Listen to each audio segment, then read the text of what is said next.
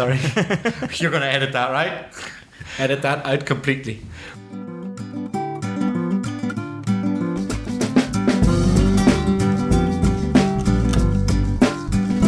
Hello and welcome to another episode of Aprender Inglés con Reza y Craig. Episode 44. Hello, Reza. Hiya, Craig. How are things? Things are pretty good, my old friend. How are you doing? I'm very well, thanks. If you are a new listener, if this is your first time here, welcome. Reza and I are going to help you improve your English and try to take it to the next level. My name's Craig. Reza is next to me. And remember, you can find more podcasts at inglespodcast.com, and you can study English free at mentioningles.com. In this episode, we have some listener feedback from Winston. Reza's going to speak to us about the difference between like and as, o sea, como, and I'm going to speak about the difference between after and afterwards, which was a question from Miguel, one of my Saturday students. Anyway, Reza, Winston says to us, Winston sent us a sound file, which was very nice. It's always nice to get your audio feedback. And if you'd like to do that, just go to our homepage at inglespodcast.com, click the button and turn on your microphone and speak to us. We'd love to hear from you. So this is Winston's feedback.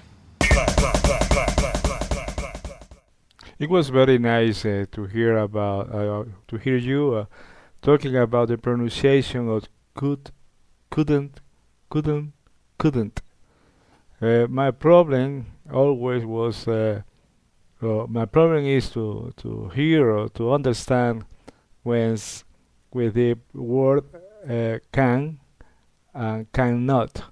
It's very difficult to me to identify, to see the difference in between can't and cannot when there is a contraction. Can, it's very difficult. Can you please give us a exercise with this word, can and cannot, please?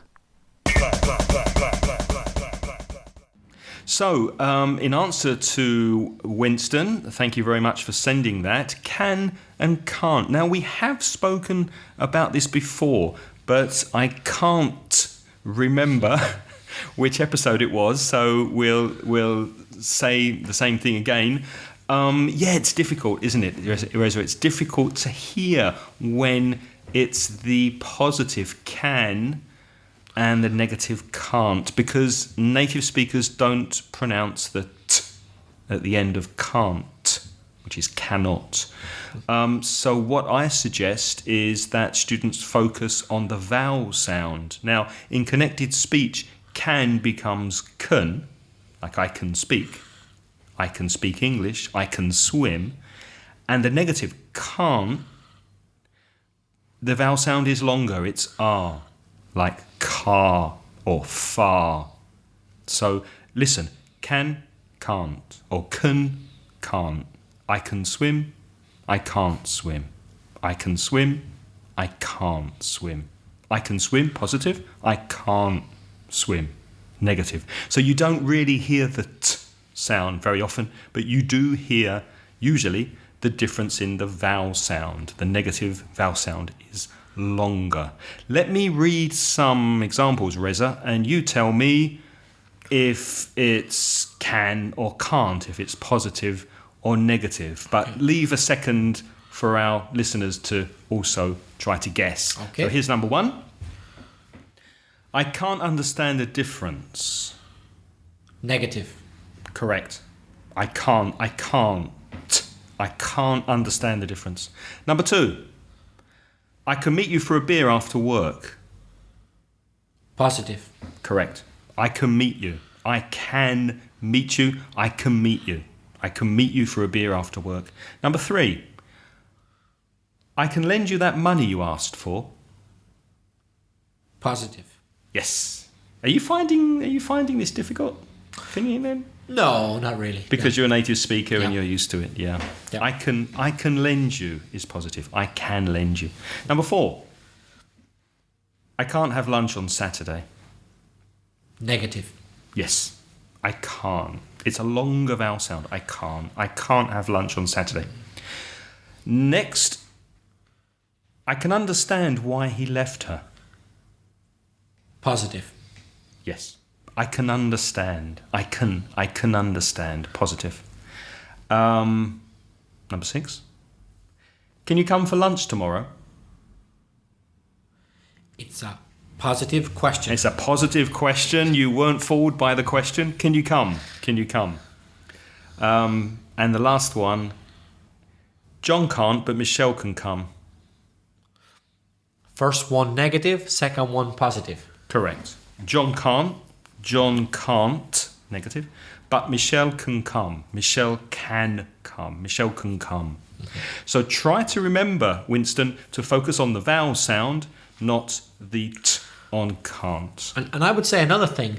I would say, generally speaking, also when it's positive, we tend to, as you say the word in a weak way, can, and stress the verb straight after it. I can come, I can swim, I can help you. However, when it's negative, we tend to stress the word can't. Yeah? Yeah. And so that's another way to distinguish, because if the word is given a certain emphasis, stress, I can't come, it's negative. Whereas if it's given no stress, it's probably positive. I can come. It's another thing. Stress. Yes, that's useful. That also helps. But it is difficult, we understand. Just try to practice and listen again to my examples. Try to get your ear used to the difference between the positive and the negative. Our second piece of feedback is from Mamen. Hello, Mamen, who writes again to say that she wants to use her English to find a job.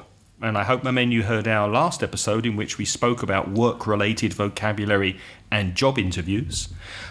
She hopes that she has enough money to visit friends who have found work in other countries. Mamen has never really studied English in an academic way, but she does listen to music and she watches movies and TV series. She recommends for other listeners 2 podcasts which I like very much. One is Luke's English podcast at teacherluke.co.uk, and the second one is dawaingles.com, which is a very good podcast by David Garcia from Murcia in Spain. She left us a voice message, and here's Mamen with her voice message. But first we have a voice message from Mamen, who has sent us a Because of My English story. So here's Mamen. Hi Craig, hi Reza, hi everybody. How are you? I hope not as nervous as me, but finally I decided to record this message. So here I am. Well, I would like to say that because of my English, I could speak to the people in my trips to foreign countries, or get a better job, or even find one, but it wasn't. Don't be sad, don't worry, I'm sure it'll be. I'm sure this is going to change because I am a very positive person, and I am completely sure that after 5 years of being stuck, now I am away. I'll have the money enough to visit my friends who left Spain to find a job in England and in other countries too. I'm going to travel all over the world like I used to do in the past, and I will meet excellent people, and of course I will communicate with them in English. Anyway, I always love English language, new language in fact, but I never learned English in an academic way, so I used to learn it with the music and movies and TV series. I love music and I love understand the meaning. Now of course I learn with amazing people like Greg, Reza, Lux from Luke's English podcast, that way, and all of my good English teachers and friends from the chat English group. Well, I wish you enjoy my words, sorry for my mistakes, and of course I hope this helped all of you to lose your sight. And as Craig suggests, don't wait until you speak better. Do it now, share with us. Thank you. Thank you very much, Mamen, for sending that in to us. Yes, I have heard of Luke's English podcast. I think it's very good. I definitely recommend it.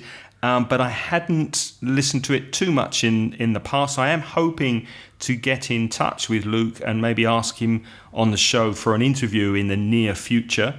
And some of you may know that David Garcia from Dawaingles was a guest on the show last year. So if you haven't heard that, go to Ingles podcast.com and you can hear our interview with David. So thank you very much, Mamin, and I'm pleased you're still listening.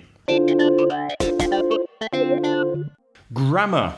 Reza, I think this episode we're going to speak about the difference between like and as when Spanish translate it as como. Yes, because they can be confused. They can be confused quite easily. So, first of all, let me just say that like has many meanings, as you say. I like ice cream, me gusta. But we're not talking about that. We're talking about like with the meaning of como. Like, similar to as, only that. Okay, well, they both mean more or less como. For example, she speaks English like a native speaker. Ella habla inglés como un nativo. I know what you're thinking. Ojalá, ojalá. Someday you will. Someday you will. Keep she practicing. Speaks English like a native speaker. Keep listening to the podcast. And you will. He swims like a fish. Nada como un pez. I swim like a stone. Una You piedra. sink to the bottom. I go to the bottom. I swim like a stone. What about this? Like me, my friend Craig is an English teacher. Like me, como yo, etc. You can also use like to say that something is typical of someone. Typical of someone. It's so like me to be late. I wouldn't say that. Oh, Craig, you're too kind. I was late today. I was nearly late. But I managed today. to be even later. Yeah, it's terrible. I'm ashamed of that aspect of my personality, but I'm afraid so. Maybe I've become too Spanish. Yeah. But in this translation, you wouldn't translate like as como. You'd say No. es tan típico de Reza llegar tarde. Tan típico de mí llegar tarde. It's so like me to be late. It's so like him to do that. So not como, but more es típico.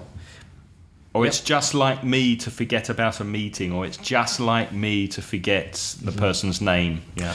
Good, you said just there. So you can say simply like, but very often we give an emphasis with so like or just like. It's just like him to say it, yeah. It's tan típico. It's just like him to say that. Another one is, now if we go to the verb look like, that's a phrasal verb, right? I look like my dad, for example. Me parezco a mi padre. We have a similar appearance. I look like. Yeah. Mm-hmm. So that's a particle like going with the verb look like. Do you look like your brothers? I look like my elder brother, but not like my younger brother. What about, do you look like your sister, do you think? I don't think so. I look like my dad a bit. Yeah, I look like my dad. But I can say I'm like my sister, which means I have a similar personality. It could be, yeah. For me, to be like can be personality or it can be appearance. Can be either. Mm-hmm. For example, I'm like my brother. I'm tall, slim, and I've got a good sense of humor. Exactly. Tall and slim are physical. A good sense of humor is personality. So for me, to be like can be either personality or appearance. But if you say look like, it's only appearance. It's yeah, only because appearance. look is visual. I look like my dad. Another use of look like is for predictions or what you think is going to happen. It looks like it's going to rain. Look at the clouds. It looks like parece que va a llover. Yeah, it looks like. Another use of like is for examples. Imagine I have a bad back. So the doctor said to me, don't play any competitive sports like tennis or football or rugby. They're too bad for your back. So he used tennis, football or rugby as examples. He said, don't play competitive sports like tennis, football or rugby. He meant, for example, like, for example. Or I could say there are many good things about English food, like roast dinners, like cakes and desserts, for example. Yeah. Although there are some bad things as well, like spam. Listeners, we won't go into detail, but we'll spell it S-P-A-M. Look it up in internet and weep, cry, llora, when you find out that there are English people who actually like spam. Okay, on to as. As means more or less en la misma manera or en la misma condición. It can also mean como, but its use is not the same as like. They are not interchangeable, generally. So here's an example. Nobody plays the trumpet as Miles Davis did? Nobody plays the trumpet as Miles Davis did, the famous jazz trumpeter. Could I not say nobody plays the trumpet like Miles Davis did? Not in what I would call good English, no. Okay. Although people do it, you'll hear it. You'll hear native speakers do it, but it's not good English. Technically, they are wrong because as Miles Davis did, the word did, it's an auxiliary verb. So when you have a verb, even if it's an auxiliary verb, did, or a full verb, it doesn't matter, you have to use as. So as is followed by a subject and a verb, un sujeto y un verbo. Verbo, or verbo auxiliar in this case, yeah, will do. So I could say Reza gave a wonderful lesson yesterday, as he always does. Yeah, as he always does. He is the subject and does is the auxiliary verb. Mm-hmm. What you could also say is nobody plays the trumpet like Miles Davis. Mm-hmm. I just said like there because this time I have no verb. Like Miles Davis, stop. It means the same as Miles Davis did. So with as it would be verb plus like plus sustantivo pronombre. What? Can you repeat that? As is as plus sujeto. Y verbo. Y verbo. O verbo auxiliar. And like would be verbo plus like plus sustantivo or pronombre. He swims like a fish. Yeah, exactly. So after like, there's no subject verb. Right. It's either a noun or an ing. Right. Or pronoun. Right. In other words, after as, there's a clause. Do you remember what lesson was it we talked about clauses? Oh, I can't remember. I'll put the link in the show notes at ingles.podcast.com. As and like have the same meaning here, but one is followed by a clause, as Miles Davis did. As plus a clause, subject plus verb or auxiliary verb. And like is not followed by a clause. No subject verb. Right. Just like Miles Davis. Stop. Mm-hmm. Okay. Are there any other uses of as that you could think of? There's as for comparatives.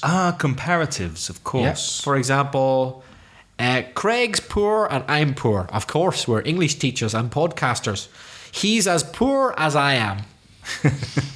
He is poor and I am poor. We are equally poor. He's as poor as I am. I'm not as young as I used to be. Oh, Craig, don't say that. You still look great. Thank you. Yo no soy tan joven como era. What did you say it was in English? I'm not as young as I used to be. Yeah. So for a comparative, as young as. Tan joven como. Tan como. As. He's as poor as I am. Yeah. Tan pobre como. And he's as happy as I am. Yes, that's true. That's true. Another thing which Spanish people often get wrong is such as. Such as means the same as like. Now, this is getting confusing, isn't it? We said like can be, for example, competitive sports like tennis, football, or rugby. I could say competitive sports such as tennis, football, or rugby. It's actually true, you know. It's I have a bad back, and because of my bad back, the doctor told me not to play competitive sports such as tennis, football, or rugby. I could also say like tennis, football, or rugby. Yes. The common mistake of Spanish people is they forget the word such. Have you heard that a lot? Yeah, that's a common mistake. Blah, blah, blah, blah, competitive sports as no. Such as equals, for example. Yeah, that's a common mistake. Another common mistake is as a preposition. Yes. Now, we did say that as is followed by, when it means como, as is followed by a clause, subject and verb. Yes, but not always. If you use as a preposition, for example, if I say to you, I started working as a teacher 20 years ago. As a teacher 20 years ago. A teacher 20 years ago. There's no subject verb in that a teacher 20 years ago. It isn't subject verb. It isn't a clause, but I used as. Okay, because it's a different use of as. It's not the same as... Oh, I've said as.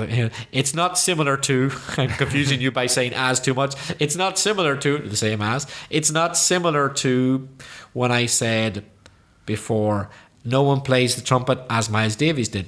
No. This use means as a profession, a role, or a function. So it's describing a profession or a job. Role, function. It's not correct to say, I started working like a teacher. No, even though there is no subject verb, it's not a clause. Still, you're obliged to use as when you're referring to a profession, job, or role. For example, in my house, I don't have a chopping board. Una madera donde cortar. I don't have a chopping board, but I use an old piece of wood as a chopping board. As a chopping board. It isn't really a chopping board, but I've decided that will be its function as a chopping board. So as goes without a subject and verb when the meaning is role, function, use, job. Right. And it's a very common mistake, isn't it? I very often hear the mistake, I used to work like a farmer. And what the Spanish speaker really means is, I used to work as a farmer. Yes. What about this example? Working as a teacher is like being an actor. Sorry? Working as a teacher Yeah. is like being an actor. Okay. Because you're in front of the class, you're acting to a certain extent. Es como ser. Como. Yeah. It's similar to. Como. It's similar to. Working as a teacher is like being an actor. It's similar It's to. parecido. Parecido. What about this one, Craig? As your teacher, my students, I suggest you study more. As your teacher, I suggest you study more. As your teacher means in the role of a teacher. As my role as a teacher, my job, my profession, as your teacher, I suggest you study more. Compare that to, like your teacher, I suggest you study more, although I am not your teacher. So yeah, in the second example, it's not your teacher, but in as if you were your teacher, I suggest you study more, and your teacher would give you the same advice. Just we'll invent names just to clarify. Imagine in the second example, your teacher is Bob. I'm Reza. So Bob is your teacher. Like your teacher, Bob, I suggest you study more. I'm Reza. I'm not your teacher. Bob's your teacher. But like your teacher, in other words, similarly to your teacher, he said you should study more, and I also say you should study more. Right. So, like your teacher, I suggest you study more, and as your teacher, I suggest you study more do not mean the same thing. No. When I say as your teacher, I am your teacher. It's my role. When I say like your teacher, I am not your teacher. I am saying the same thing as your teacher. Absolutely. And then there's a few fixed expressions with as, Craig. Can you think of any? Well, as you know is one. As you know, como sabes, as you know, Aprender Inglés con Reza y Craig is one of the best podcasts for learning English on the internet. Everyone knows that. As you know. As I said, como he dicho, as I said, the best way to improve your English is to subscribe to this podcast on iTunes. So that's as I said and as you know. Are there any more? What about as expected? This is true, listeners, by the way. As expected, our podcasts have now passed 5,000 downloads per episode. Wow, incredible. As expected. As we requested, I'm happy to say that many listeners have been writing reviews about this podcast on iTunes. And please continue to do so. Oh, yes. We love your reviews. Vocabulary. Let's quickly look at the difference between after and afterwards, which is a question I got from a student of mine, Miguel, from my Saturday FCE class. Miguel says it's confusing. What's the difference? After and afterwards. When do I use which? Well, you can use after as a preposition and a conjunction. After really means later than, or next in time, or next in place. For example, do you fancy a beer after work? Or the supermarket is just after the bank on the right, for example. After can be used before a noun phrase as a preposition. After I gave her my phone number, she sent me a text straight away, introducing a clause that can be used as a conjunction. After I gave her my phone number, she sent me a text immediately. Another example, she did voluntary work in a hospital after she graduated. So you wouldn't say afterwards she graduated in that example. Ojo, be careful. We use the present simple following after when we talk about the future. For example, I'll phone you after I get to the station. It's wrong to say after I will get to the station. Mm-hmm. I'll phone you after work. I'll phone you after I get home, for example. What about afterwards, Craig? I'll phone you afterwards is possible if it's not followed by a phrase. So what is afterwards then? What type of word is it? Afterwards can be an adverb. Mm-hmm. It's an adverb, so you could use after as an adverb, although afterwards is more common. So it's usually part of an adverbial phrase. For example, he had an operation on his leg and afterwards was unable to play football for 3 months. So you can say, and after he was unable to, but afterwards I think in this situation would be more common. Yeah.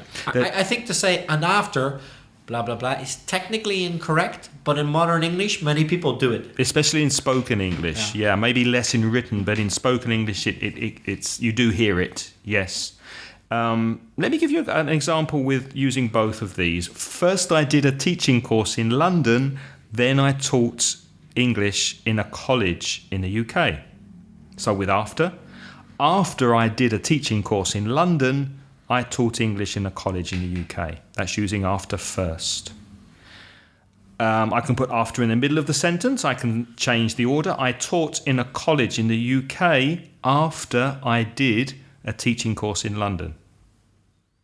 Now with afterwards, I can make 2 sentences. I did a teaching course in London, full stop. Afterwards, comma, I taught English in a college in the UK. You said comma. Comma is very common afterwards, isn't it? Yes. Yeah. Afterwards. Afterwards. Although afterwards can also be the last word of a sentence, can't it? Yeah. We had coffee afterwards. Mm-hmm. And finally, with the same example, you can put afterwards in the middle of the sentence, but have just one big sentence, one long sentence. You can say, I did a teaching course in London, comma, and afterwards I taught English in a college in the UK. So I hope that's a little clearer, Miguel. They are often interchangeable, but again, afterwards is more common as an adverb. Any comments? I just wanted to say that for me, that's enough. I'd like to stop because after this podcast, I am being treated to Thai pad Thai. chicken. Pad Thai. Straight after this podcast, and I can't wait another minute. Pad Thai. Pad Thai? Thai pad? What's it called? Pad Thai.